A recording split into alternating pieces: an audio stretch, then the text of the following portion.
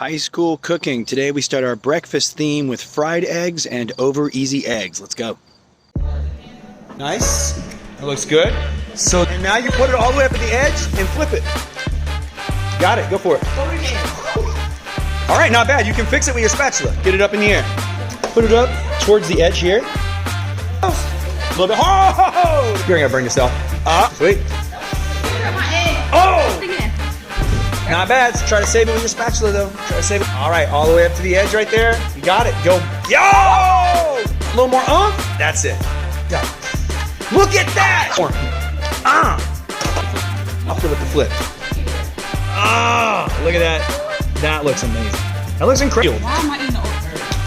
Another amazing class in the books. The kids did really great with the fried eggs and the over easy eggs. They may not eat them that way at home, but it's great to learn how to cook them for other people.